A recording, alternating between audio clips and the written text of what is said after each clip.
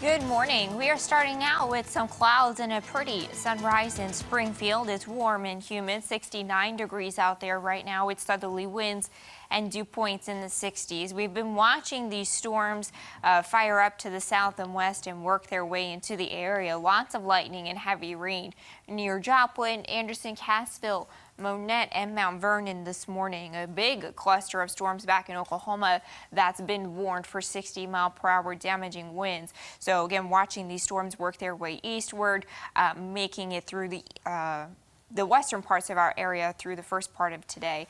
65 degrees in Mountain Grove, it's 68 in Branson, and 69 degrees in Springfield. Much more pleasant feel up to the north and east this morning. Of course, those storms coming with more humidity back to the west. At the pool today, you're looking at those highs in the middle 80s. The storm chance will be healthiest early with storms fizzling in the afternoon. So storms making it to Highway 65 by about midday, and then not much happening after that. You'll have clouds with temperatures in the 80s. Could have some more storms by sunrise tomorrow into early tomorrow afternoon with those highs in the lower 90s. So expect a storm chance again by tomorrow morning, a spotty storm chance for Saturday. The weekend is mostly dry, hot, and humid with temperatures in the 90s, feeling like 100 again. 94 degrees on Saturday, mostly sunny, hot, and humid. We'll have temperatures get back into the upper 80s by the middle of next week as some storm chances return. So the pattern again turning hotter with some storm chances returning. Joe, Jen. This morning we wrap up our parent preseason series as we get set for schools to start up again. Nigel McDonald is live in the newsroom today with some advice for elementary school families. Nigel, good morning. Yeah, Joe, good morning. The start of a new school year can bring lots of excitement, but it can also bring a bit of anxiety for kiddos and their parents. Now, I have some teacher-approved tips to help calm your family's fears. Now, Sarah Mancusi teaches second grade for Nixa Schools and says she, too, is preparing her 8-year-old for the changes. One of the things she asked her daughter to do was to sit down and read a book with a mask on. Mancusi says this is a good way to get your child used to wearing a mask for longer periods of time.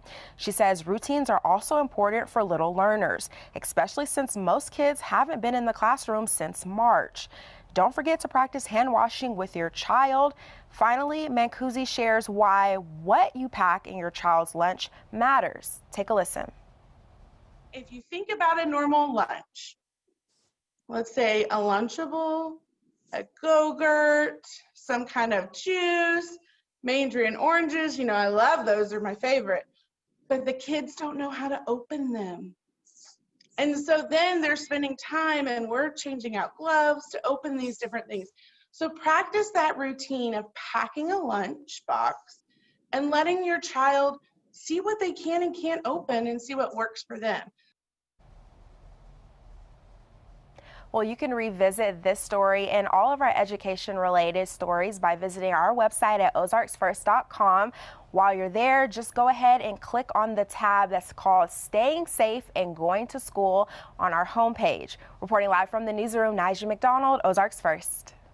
Nigel, thank you. And now that the deadline to choose a learning plan is behind SPS families, the district knows the number of families who chose each plan.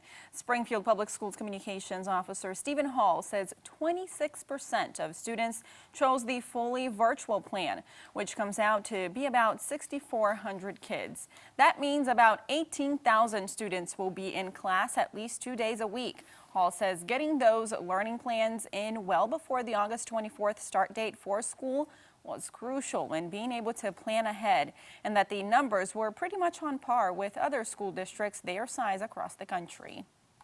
That's what we were expecting to see. It is in line with what our expectations were, but it was good to get that information out there, hear directly from our families, and then what that allows us to do is make important decisions as a district in terms of staffing and making sure that we have appropriate coverage both for virtual classrooms as well as in-person classrooms.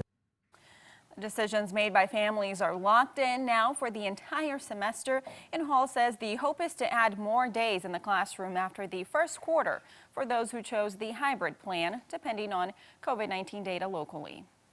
Two more Springfield high schools will be holding graduation ceremonies today at JQH Arena. Kickapoo seniors will be honored at 3 o'clock, followed by Central at 7. Students and guests must wear masks and be distant while there. Parkview, Hillcrest, and Glendale all celebrated graduation ceremonies yesterday. News from around the region. A motorcycle crash killed a Waynesville man late last night in Pulaski County. 64-year-old Virgil Maddox was driving south on T Highway just outside Swedenborg around 11 p.m. when the motorcycle ran off the road. Virgil was ejected and pronounced dead at the scene.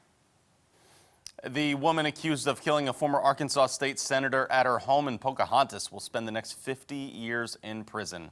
Rebecca O'Donnell previously pleaded not guilty to capital murder in the death of Linda Collins. During a court hearing yesterday, O'Donnell changed her plea to guilty of first-degree murder and abuse of a corpse. She also pleaded no contest to 2 counts of solicitation to commit capital murder. Looking at news from around the world, rescue teams and cleanup crews continued working this morning through the rubble of the deadly explosion in Beirut. Dozens are still missing and more than 5,000 people were injured in the warehouse explosion. Officials blame the blast on a huge stockpile of a highly explosive material stored for years in unsafe conditions at Beirut's port. The government ordered some port workers arrested. Many Lebanese who have lost jobs and watched savings evaporate in a financial crisis say the explosion was symptomatic of neglect and corruption in the political system. Thousands of South Korean trainee doctors went on strike today to protest against a government plan to boost the number of medical students in the country. The government said its goal to increase the number of medical students by 4,000 over the next 10 years was necessary to better prepare for public health crises like the current coronavirus pandemic. The student doctors said extra funding would be better spent improving the salaries of existing trainees, which would encourage them to move out of Seoul to rural areas where more professionals are needed. Around the Ozarks, a nonprofit is providing free school supplies and backpacks to students in need in Stone County today. Love Inc. will be handing out these supplies during the Stone County School Readiness Fair. It runs from 9 a.m. this morning to 1 p.m. at Reed Spring High School. If you did not pre-register, you are asked to come after 11. Students can also receive sports physicals, dental screenings, and immunizations. New shoes and socks will also be provided. The Salvation Army is teaming up with Walmart to stuff the bus for area kids in need. This event goes all weekend long. Community members can donate school supplies by dropping them off at the Salvation Army's collection bins in front of each participating Walmart. All donated items remain in the community. There's a list of locations as well as a list of requested school supplies when you see this story on OzarksFirst.com. Now here's a look at what's coming up after Daybreak. Coming up, the latest on the battle to slow the spread of the coronavirus as the U.S. reaches another grim milestone. Plus, we talk to restaurant owners about relief they say they need to help the struggling industry survive. Coming up on CBS This Morning. I feel like every morning the last few days it's been trending has been TikTok news, right, Jen? Yes, there's been a lot of conversation surrounding that the past few days, and TikTok is now has a response to President Trump's executive order on either someone needs to buy TikTok from this Chinese company or it will be banned here in the U.S. And TikTok is saying the administration paid no attention to facts, dictated terms of an agreement without going through standard legal processes, and tried to insert itself into negotiations between private businesses. So that is trending this morning. I feel like we will still see a lot of talk surrounding this the next few days. Yeah, a lot of fighting between the two parties there. Hopefully we have a good weekend on tap, right? Yeah, mostly dry, hot, and humid. Temperatures back in the 90s. All right, everyone, stay cool. Thanks for watching Daybreak. Enjoy your weekend.